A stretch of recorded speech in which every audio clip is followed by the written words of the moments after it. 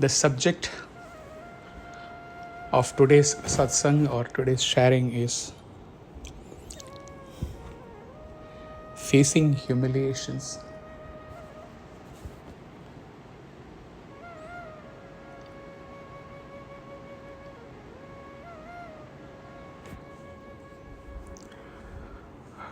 Swami Vivekananda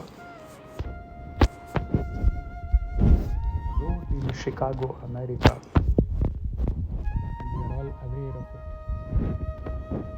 And in his speech, he had spoken many frank words exposing the unchrist-like activities of the missionaries in India.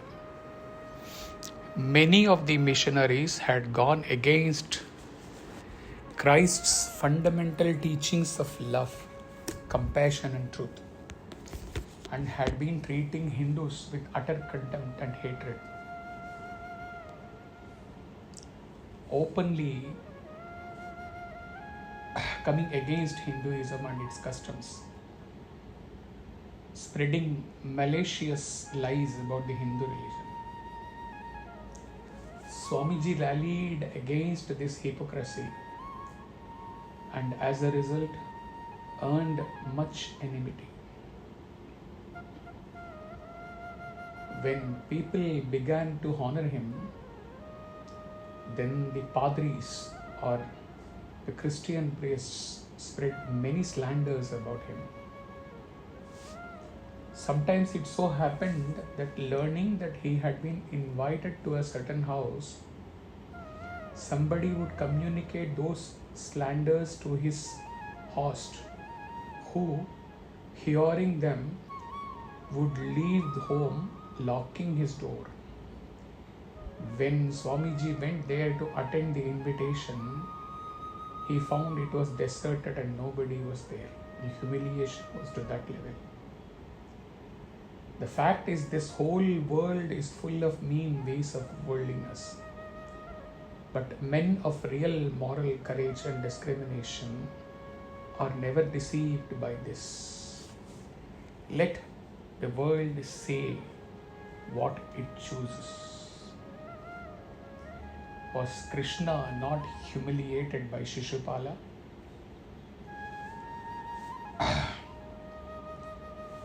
Was Swami not dragged in media in useless and untruthful scandals?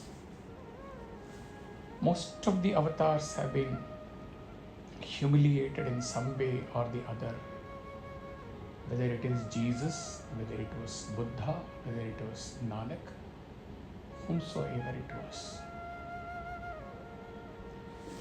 And Jivan Muktas and masters and sannyasis face humiliation too. He faced humiliation in his last place of work after giving his life for the organization for 20 long years. He continues to face subtle humiliation in a spiritual place where he contributed for 15 long years, giving his wisdom, giving spiritual knowledge and a little bit of music. Though he had no idea, he has no idea what music is ever.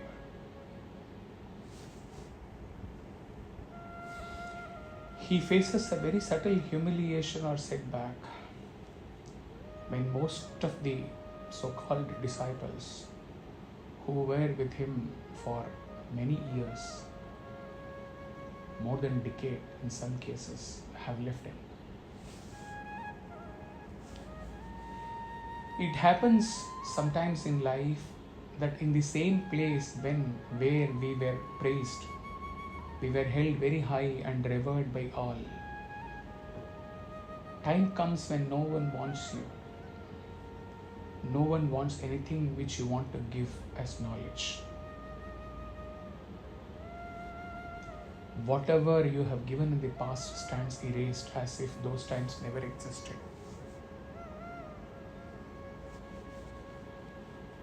What happens when you are humiliated? in the case of normal jiva. When someone insults us, humiliates us, or says derogatory things about us, our normal reaction is to hit back in kind, return blow for blow, insult for insult. But these types of reactions do not do us any good, because they only pull us down into a poisonous spiral of increasing animosity and hatred, creating in our minds great anger, hurt, anxiety, and turmoil.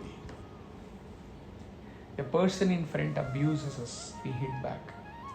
The opponent doubles down, we respond even more bitterly, and the chain continues. The mind's balance is thoroughly disturbed. Instead of focusing on work or other constructive activities, his energies are diverted towards bringing down the opponent. Swami Vivekananda said, "Think of the slavery in which we are bound. Every sound of praise immediately attracts us. Every word of blame immediately repels us. Every fool has an influence over our mind. Is this life worth living?" Swamiji went to that extent in asking. Let us look at this humiliation aspect at a very subtle level. At mental level, one has impressions about oneself and about others, those who are humiliating him. And in turn, those who humiliate him are also having impressions about him, what we call here as vasanas. The only way is to get detached from one's impressions. Move away from impressions, go beyond the mind and turn inwards and get aligned with self. As long as your mind is functional and you don't move away from your impressions, it is extremely difficult to deal with humiliations, deal with being ignored, deal with being unwanted.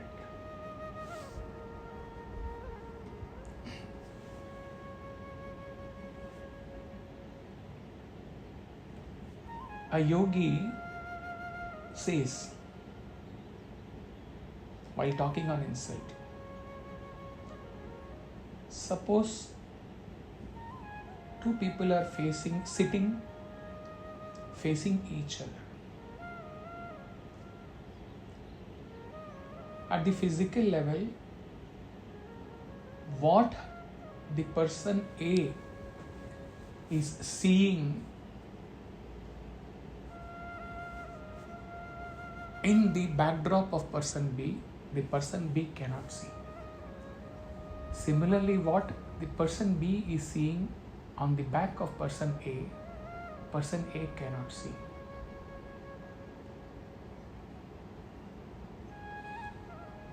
The yogi says, the chairs occupied by the two are their impressions, their sanskaras. So for person A to be able to see what person B is seeing, person A has to leave his chair and go stand near person B, facing whatever scene person B is seeing. Then only he can see things as person B is seeing. So she says, detach from the chair, detach from the impressions. And then once you detach and go and stand near the other person, then you will be able to see why the other person, whatever the other person has been seeing on your back, and also whatever the other person has been seeing in you, due to which he has been humiliating you. And if you are sure that you don't deserve such humiliation, then you can laugh it away and move ahead. Even for a yogi, if a yogi is not in this world at all, if he is in the Himalayas, it is easy to be in samadhi the whole day. But when he is in the world, he has to be facing those who humiliate him, who ignore him, who treat him as unwanted, without saying that in words. It becomes difficult to ignore them and their reactions.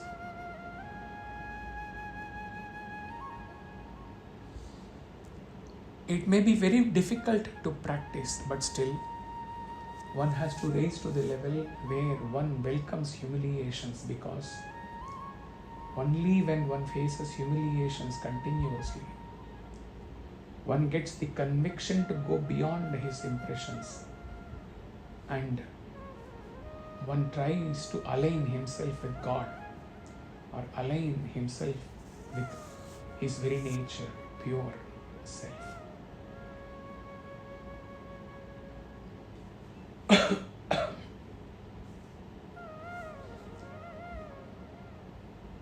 In another talk, another sannyasi shares this couple of stories.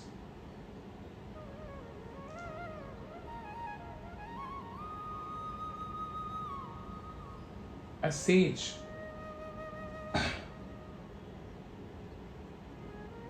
goes and takes dip in a holy river, say Narmada or Godavari or Ganges, whatever. He comes out. A person who has been against him, he is waiting for this yogi to come out, and immediately he spits at the yogi. The yogi again goes and takes a dip and comes out. Again this person spits at that yogi. This goes on from morning to evening. At last, the person who has been spitting at the yogi gets tired and he moves away. While he moves away, the yogi mentally thanks him and says, "Due to you, oh brother, I am blessed today to have so many dips in this sacred river. Otherwise, I might have gone with only one dip." Another story.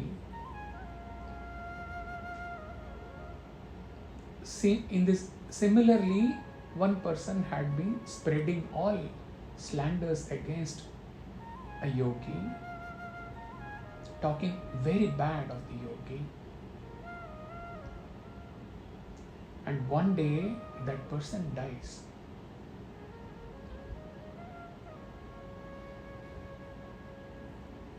The yogi's followers come and tell him, "Maharaj, we are very happy the person who has been talking against you has died."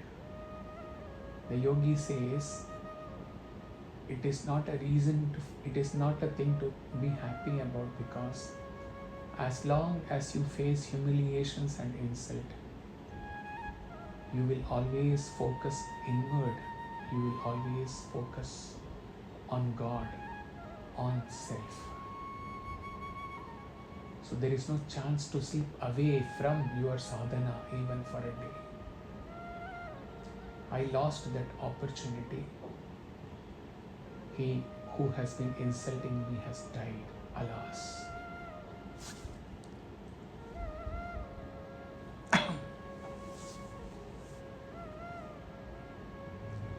So, what is the moral of these stories?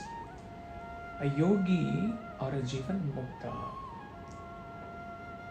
is thankful to all those who cause him humiliation, because the more humiliations are hurled at him, the more he goes beyond his body and mind, the more he sits in samadhi.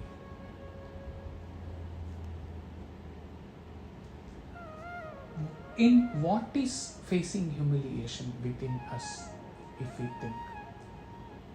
It is our mind. Body without consciousness is an insentient thing. The mind, though illumined by reflected consciousness, it is the mind who takes up which broods over all the humiliations faced and is sad always. So, the more and more humiliations come to you, the more and more by necessity, provided you are in an advanced stage in sadhana, otherwise it is not possible. A true seeker, what he does, he has no other option but to engage in sadhana, get into deep meditation, and go beyond this mind which has been facing all the humiliations. So those who are throwing stones of humiliation at him, they are in fact helping him to be ever tuned with God or self in meditation.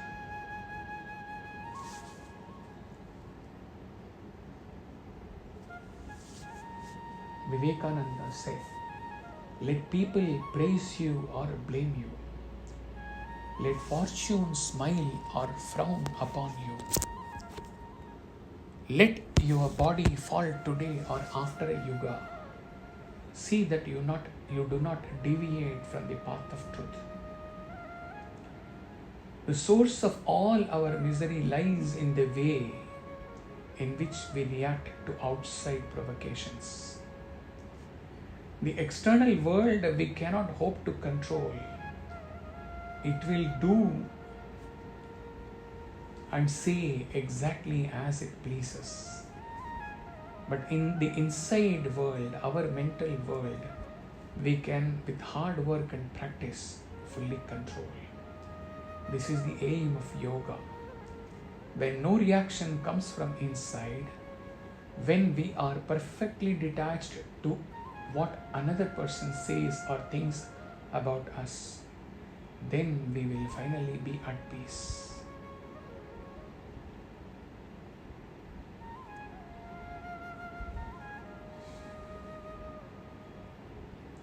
It is very easy to react to criticisms, censures, humiliations, and being treated like a trash.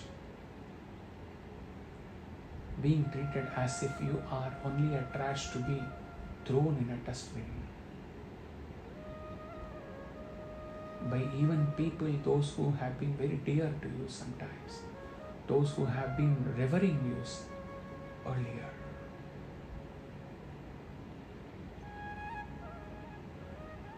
But one has to ask oneself, am I going to be attending to all these humiliations and fill up myself with negative energy and react to all these things and to counterattack them, or I go beyond this mind, the faculty which is taking up the disturbances, or again coming to us through our senses to our mind.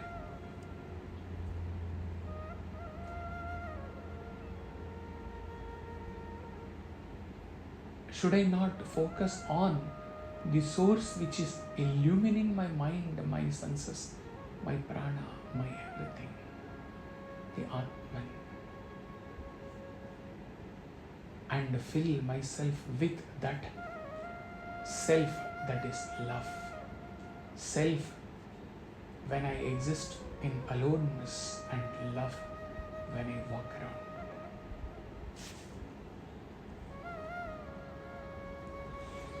For spiritual sadhakas or bhaktas, few hints to face criticism, humiliation, shame are: number one, self-compassion. Criticism can be painful, but it is important to remember that everyone makes mistakes. Practicing self-compassion can help one to be kinder and more forgiving towards oneself. One can offer oneself words of encouragement and remind that one is doing the best one can. Second, surround yourself with positivity. Spend time with people who uplift you and support you. Engage in activities that brings you joy and fulfillment. This can help you maintain a positive outlook and build resilience in the face of criticism. Third, gratitude. Focusing on the things you are grateful for can help shift your perspective and put criticism in a context. Take a few moments to reflect on the people, experiences, and something that brings joy to your life.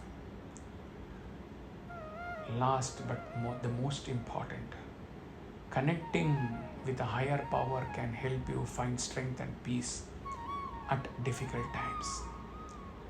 You can pray or meditate on a positive intention, such as cultivating forgiveness or letting go of negative emotions. This is what is prayer and meditation.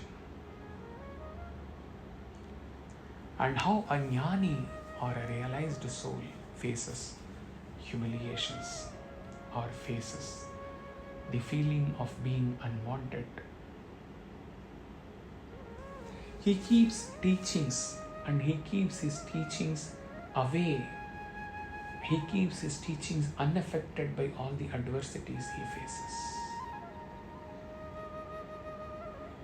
Vivekananda continued to intensely teach irrespective of all the hardships he faced, which was highlighted in the starting of this talk.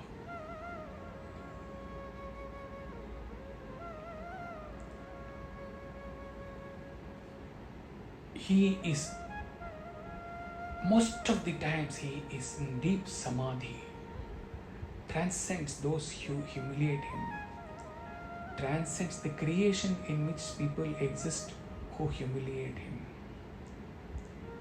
exists in samadhi as pure awareness or as Shiva the light, even beyond awareness of awareness.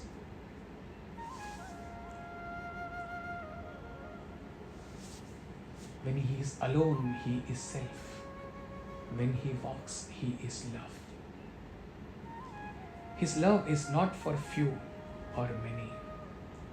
His love is not deliberately directed towards those who humiliate him so that he can get away from the feeling of humiliation. That is a very small, petty idea. His love is like an ocean of love. While alone, he is ocean of consciousness. While in the society, he is ocean of love.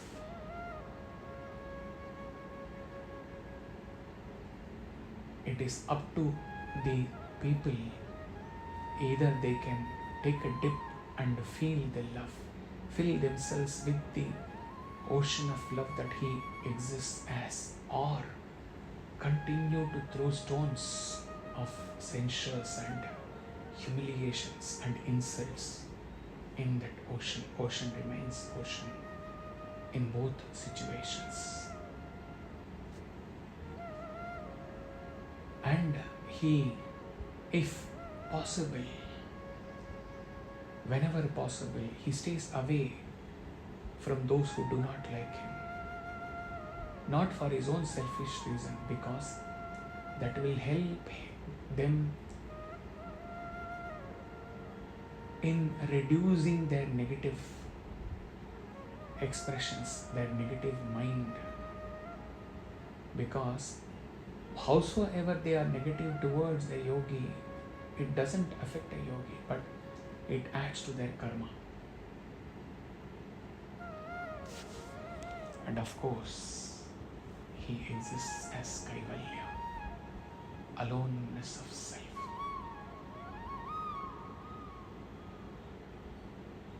If it was possible for him, he would leave this world. But as long as Prarabdha is there, he has to be in this world. As Kaivalya, while alone, being alone, as Prema, while facing the society. And in the society, there may be one or two who uphold him, who knows his value, and there may be hundreds who may throw stones at him. Nevertheless, let love prevail. Let love rule.